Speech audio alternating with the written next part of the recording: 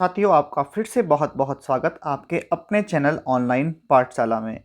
दोस्तों, आज की इस वीडियो में हम बात करने वाले हैं क्लास 7th के इतिहास के चैप्टर नंबर 2 को, जिसका नाम है नए राजा और उनके राज्य। ये जो चैप्टर है इसको हम पूरा का पूरा डिस्कस कर चुके हैं हमारी पिछली वीडियोज़ में। तो अगर आप इस चैप्टर को देख करके यहाँ पर इसके क्वेश्चंस आंसर इसके अभ्यास को करने के लिए आए हैं, तो आपने बिल्कुल यहाँ पर सही वीडियो पे क्लिक किया है। आज हम इस चैप्टर नए राजा और उनके राज्य से संबंधित सभी जो अभ्यास प्रश्न हैं, एनसीईआरटी के सॉल्यूशंस हैं, उनको देखेंगे और इन पर विस्तृत चर्चा करेंगे। तो चलिए शुरू करते हैं। पहला प्रश्न आपके सामने है, जोड़े बनाओ। कि जोड़े यहाँ पर बनाने हैं कि विभिन्न जो राजवंश थे वे भारत उपमहाद्वीप के किन क्षेत्रों से संबंधित हैं। तो यहाँ पर आपको दिया हुआ है अलग अलग यहाँ पर राजवंश हैं, गुर्जर, प्रतिहार वंश, राष्ट्रकूट वंश, पाल वंश और चौल वंश। तो हम देखेंगे तो गुर्जर प्रतिहार वंश जो है वह गुजरात और राजस्थान क्षेत्र से संबंधित है, जबकि जो राष्ट्रकूट है वह पश्चिमी दक्कन का है। पाल जो वंश है वह बंगाल क्षेत्र का है और जो चौल वंश है वह संबंधित है तमिलनाडु से। तो आपके पास यहाँ पर जो आंसर है वह मिल चुका है। गुज्जर प्रतिहार जो है वह गुजरात और राजस्थान, राष्ट्रकूट पश्चिमी दक्कन, पाल बंगाल और चौल तमिलनाडु। आगे बढ़ते हैं नेक्स्ट क्वेश्चन की तरफ। अगला प्रश्न है आपके सामने, त्रिपक्षीय संघर्ष में लगे तीनों पक्ष कौन कौन से थे। तो हमने इस चैप्टर में पढ़ा था कि बहुत ही लंबे समय तक तीन जो राजवंश थे उनके बीच में संघर्ष चलता रहा, जिसको कि त्रिपक्षीय संघर्ष नाम दिया गया। तो इससे संबंधित जो तीन पक्ष थे वे कौन कौन थे, इसके बारे में हम जानेंगे। तो त्रिपक्षीय में शामिल दल गुज्जर संबंधित शासकों जैसे प्रतिहार, राष्ट्रकूट और पाल राजवंशों के शासक साथ संघर्ष करते थे। ठीक है, तो यहाँ पर होता क्या था कि जो गुज्जर होते थे वे जो प्रतिहार, राष्ट्रकूट और पाल राजवंशों के साथ क्या करते थे, संघर्ष करते थे, जिन्होंने कन्नौज पर नियंत्रण के लिए लड़ाई की थी।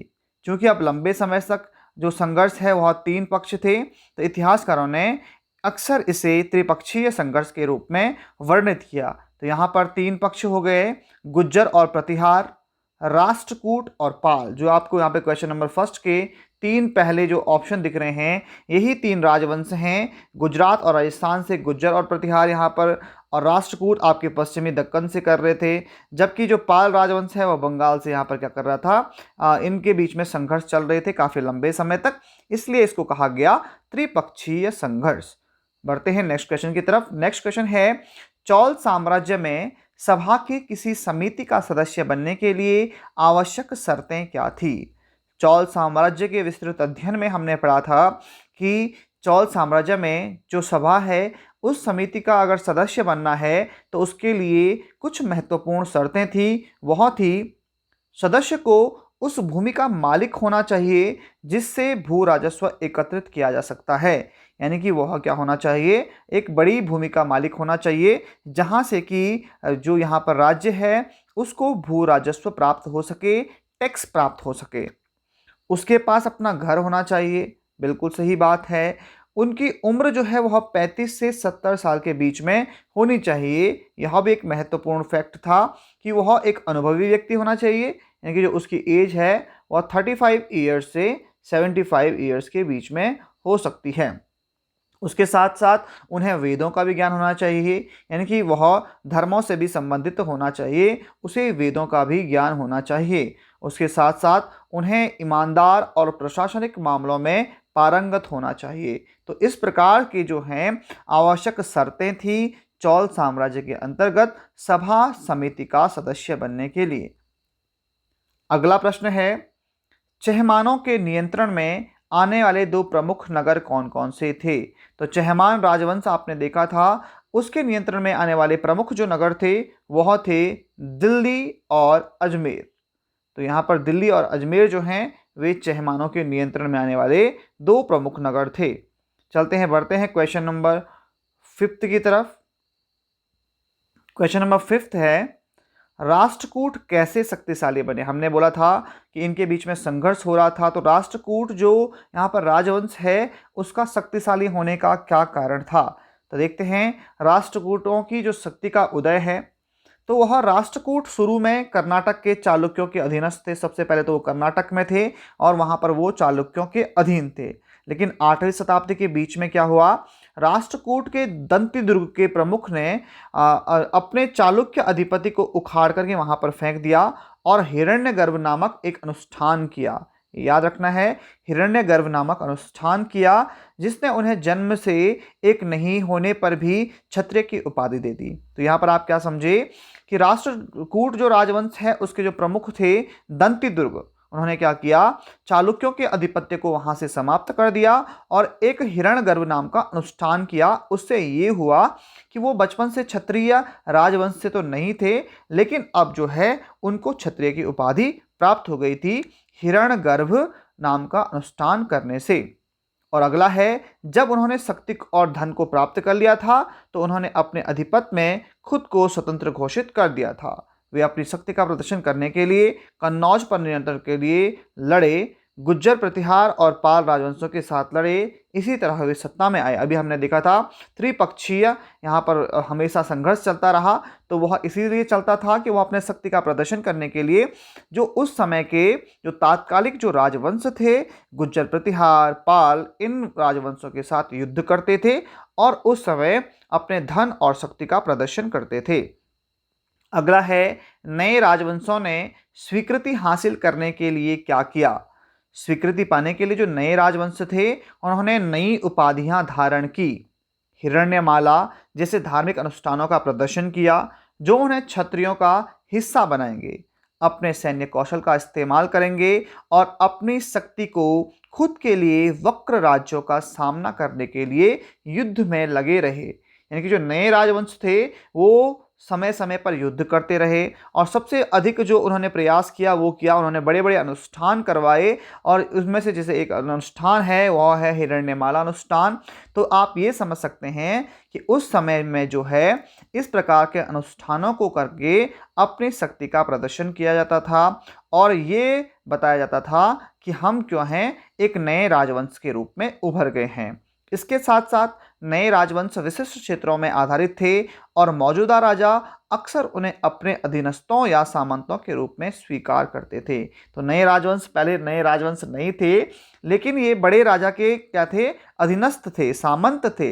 लेकिन धीरे धीरे जब उनकी शक्तियां बढ़ती गई तो उन्होंने खुद को नए राजवंश के रूप में स्वीकार किया। उसके अलावा उन्होंने खुद को महासमता, महामंडलेश्वर इत्यादि घोषित करने के लिए शक्ति और धन प्राप्त किया। उन्होंने अपनी अधिपति से अपना स्वतंत्रता का दावा किया। उन्होंने ब्राह्मणों की मदद से खुद को क्षत्रिय घोषित करने के लिए अनुष्ठान किया, जो कि हमने अभी देखा। और उन्होंने सत्ता हासिल करने के लिए पड़ोसी क्षेत्रों के साथ युद्ध भी किया और इसे स्वीकार करने के लिए मंदिरों का निर्माण भी किया। तो यहाँ पर कुछ चीज़ें आप देख सकते हैं। तो किस प्रकार से नए राजवंशों ने स्वीकृति हासिल करने के लिए बहुत सारे कार्यों को किया, अनुष्ठान करवाए, मंदिरों का निर्माण करवाया, अपने आसपास के जो क्षत्रिय थे उनको हराया। उसके अलावा बहुत सारी शक्ति और धन को प्राप्त किया जिससे कि उनको महासमता और महामंडलेश्वर की उपाधि मिल सके। और इसके अलावा बहुत सारे अनुष्ठान करते थे। चलिए बढ़ते हैं अगले प्रश्न पर। अगला प्रश्न है, तमिल क्षेत्र में किस तरह की सिंचाई व्यवस्था का विकास हुआ? तो तमिल क्षेत्र में सिंचाई व्यवस्था का विकास निम्नलिखित तरीके से शुरू हुआ। कुछ क्षेत्रों में कुएं खोदे गए और वर्षा जल को इकट्ठा करने के लिए टैंकों का निर्माण किया गया। कावेरी नदी के पानी से कृषि के लिए आवश्यक नमी मिलती थी। कुछ क्षेत्रों में कुओं को खोदा गया और कुछ स्थानों पर वर्षा का पानी इकट्ठा करने के लिए विशाल टैंकों का निर्माण किया गया। बाढ़ को रोकने के लिए तटबंध बनाए गए। खेतों तक पानी पहुंचाने के लिए नहरों का निर्माण किया गया। खेतों में सिंचाई करने वाले चैनलों में एक टैंक से पानी के बहिर्वाह को विनियमित करने के लिए जलमार्ग बनाए गए, नहरें बनाई गई और जंगलों को भी साफ किया गया, भूमि को समतल किया गया। डेल्टा क्षेत्र में बाढ़ को रोकने के लिए तटबंध बनाए गए और पानी को खेतों तक ले जाने के लिए नहरों का निर्माण किया गया। तो सबसे पहले हम देखते हैं कि जो तमिल क्षेत्र है वह आपके जो पठारीय क्षेत्र है, कहीं पर उसका पठार का हिस्सा है, कहीं पर ये क्या है, यहाँ पर कुछ नदियाँ भी बहती हैं जो कि बंगाल की खाड़ी में गिरती हैं। तो इन नदियों के जो इनसे बाढ़ आती है उसके लिए वहाँ पर बहुत सारे बाढ़ रोकने के लिए जो तटबंध भी बनाए गए, साथ साथ में वहाँ पर बहुत सारी नहरों का निर्माण किया गया और बहुत सारे टैंकों का निर्माण किया गया, जिससे कि उस क्षेत्र की जो सिंचाई व्यवस्था है उसका विकास हो सके। तो यहाँ पर तमिल क्षेत्र की सिंचाई व्यवस्था इस प्रकार से उसका विकास हुआ। अगले प्रश्न पर आते हैं। क्वेश्चन नंबर 8 क्या है, चौल मंदिरों के साथ कौन कौन सी गतिविधियां जुड़ी हुई थी। तो चौल मंदिर अक्सर बस्ती के नाभिक बन जाते थे जो उनके चारों ओर बढ़ते थे। मंदिर कांस्य चित्र बनाने जैसे शिल्प उत्पादक के केंद्र भी थे। मंदिरों को भूमि शासकों के साथ साथ अन्य लोगों द्वारा भी संपन्न किया जाता था। इस भूमि की उपज उन सभी विशेषज्ञों को बनाए रखने के लिए चली गई जो मंदिरों में काम करते थे और बहुत बार इसके पास रहते थे, जैसे पुजारी, माला बनाने वाले, रसोइया, सफाई कर्मी, संगीतकार, नर्तक आदि। दूसरे शब्दों में मंदिर केवल पूजा के स्थान नहीं होते थे, वे आर्थिक, सामाजिक और सांस्कृतिक जीवन के केंद्र भी होते थे। तो आप समझ सकते हैं मंदिरों के आसपास जो है बस्तियों का वहाँ पर क्या होता था, निर्माण होता था। और इसका कारण क्या था, इसका कारण क्या था कि मंदिरों के आसपास जो है वो पुजारी होंगे, माला बनाने वाले होंगे, क्योंकि मंदिर एक व्यावसायिक केंद्र के रूप में भी आप मान सकते हैं। उसके अलावा वहाँ पे रसोइया, सफाई कर्मचारी, संगीतकार, नर्तक और इस तरह से होते थे। इसलिए मंदिर जो हैं वे केवल पूजा के स्थल ही नहीं बल्कि आर्थिक, सामाजिक और सांस्कृतिक जीवन के केंद्र भी होते थे। ये हमको समझना होगा। चौल मंदिरों की यह विशेषता थी। अब यहाँ पर बोला गया है कि मानचित्र 1 को दोबारा देखें और तलाश करें कि जिस प्रांत में आप रहते हैं उसमें कोई पुरानी राजशाहियाँ थी या नहीं। तो ये आपको स्वयं करना है। आप जिस भी स्थान से बिलोंग करते हैं, संबंधित हैं, तो आपको देखना है कि आप किस प्रांत में रहते हैं और आपके प्रांत से संबंधित कोई जो है उस पुराने समय का जो है राजशाहियाँ हैं तो उसके बारे में आपको बताना है। अगला प्रश्न है, जिस तरह के पंचायत चुनाव हम आज देखते हैं उनमें उत्तर मुखेरु के चुनाव किस तरीके से अलग थे। उत्तर मेरुर में चुनाव की प्रणाली वर्तमान समय में पंचायती चुनावों से काफ़ी भिन्न थी। यहाँ पर चुनाव किस तरह से होते थे, तो यहाँ पर जो चुनाव होते थे, चुनाव में समिति के सदस्यों के लिए पात्र व्यक्तियों के नाम ताड़ के पत्तों के टिकट पर लिखे रहते थे। टिकट एक मिट्टी के बर्तन में डाले जाते थे। इसके बाद एक युवा लड़के को प्रत्येक समिति के लिए एक एक करके टिकट निकालने को कहा जाता था। तो ये इस तरह की व्यवस्था थी। और यहाँ पर अब वर्तमान समय में क्या होता है, वर्तमान समय में होता यह है कि पंचायत सदस्यों को एक चुनाव चिन्ह मिलता है, उन्हें उसका मतपत्र कहा जाता है। मतदाता ने अपनी पसंद पर एक मोहर लगाई जाती है। जो मतदाता होता है, मतदाता कौन होता है, हमारे जो देश का जो है एक वयस्क जो होता है 18 साल से ऊपर का जो व्यक्ति होता है वह मतदान करने का अधिकारी होता है। तो यहाँ पर वो क्या करता है, अपने जिसको अपनी पसंद का जो क्या है वहाँ पर प्रत्याशी होता है वह उसको उसके जो चुनाव चिन्ह होता है उस पर मोहर लगाता है और फिर उसे मत पेटी में डाल देता है। अब तो जो है मशीन्स भी होती हैं, उन पर क्या कर सकते हैं, आप वोट दे सकते हैं। मतदान पूरा करने के बाद वोटों की गिनती की जाती है और प्राप्त जो मत होते हैं उनमें जो मैक्सिमम जो नंबर की वोट्स जिसको मिलती हैं उसको विजेता घोषित किया जाता है।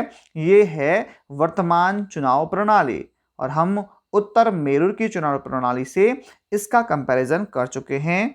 अगला है, इस अभ्यास में दिखाए गए मंदिरों ने से अपने आसपास के किसी मौजूदा मंदिर की तुलना करें और जो समानताएं या अंतर आप देखते हैं उन्हें बताएं। तो अभ्यास जो है यहाँ पर उसमें बहुत सारे मंदिरों का उल्लेख किया गया है और हम जानते हैं अगर हम भारत में रहते हैं तो हमारे आसपास भी बहुत सारे मंदिर हैं। तो हमको उन मंदिरों के साथ जो इसमें जो मंदिर दिए गए हैं उनको यहाँ पर क्या करना है, तुलना करनी है। तो इस कार्य को भी हम सबको मिलकर के एक तरह से रचनात्मक रूप में इस कार्य को करना है। अगला प्रश्न और अंतिम प्रश्न है, आज के समय में वसूले जाने वाले करों के बारे में और जानकारी हासिल करें। क्या ये नकद के रूप में है, वस्तु के रूप में है या श्रम सेवाओं के रूप में है। तो जो उस समय के जो टैक्स होते थे उसको हमने इस पूरे चैप्टर में सीखा था, लेकिन वर्तमान समय में जो राजस्व होता है और वो जो कर होता है उसका भुगतान हम कैसे करते हैं। तो हम उसमें आपका जो संपत्ति का कर होता है, हम सड़कों पर टैक्स देते हैं, टोल टैक्स देते हैं, सर्विस टैक्स देते हैं, होम टैक्स देते हैं, इंटरटेनमेंट पर हम टैक्स देते हैं, जल यानी कि पानी पर हम टैक्स देते हैं, कुछ चीज़ हम खरीदते हैं तो उस पर टैक्स देते हैं। तो ये कर जो है नगद के रूप में भी होता है और यहाँ पर कभी कभी क्या होता है, ये वस्तु के जो वस्तु और सर्विस सेवा पर यह टैक्स दिया जाता है। यानी कि अब आप जानते हैं कि हमारे देश में जो है जीएसटी लागू हो चुका है। ये जीएसटी क्या है, ग्रोस एंड सर्विस टैक्स, यानी कि यह ग्रोसरीज पे और सेवा पर वस्तु एवं सेवा कर, तो ये हम लोग पे करते हैं अलग अलग वस्तुओं पर और अलग अलग सेवाएं जो हमको दी जाती है सरकार के द्वारा, उन पर हम टैक्स सरकार को देते हैं। तो दोस्तों यहाँ पर हमने क्लास 7th के इतिहास विषय के चैप्टर नंबर 2 के सभी अभ्यास प्रश्नों को समझा और इनका बारीकी से अध्ययन किया। आशा है आपको अब इन प्रश्नों में कोई समस्या नहीं होगी। तो अब मिलते हैं नेक्स्ट वीडियो में, जहाँ पर हम अध्याय 3 का अध्ययन करेंगे और उससे संबंधित जो अभ्यास प्रश्न हैं उनको सॉल्व करेंगे। फिलहाल इस वीडियो में इतना ही, मिलते हैं नेक्स्ट वीडियो में। वीडियो देखने के लिए आपका बहुत बहुत शुक्रिया।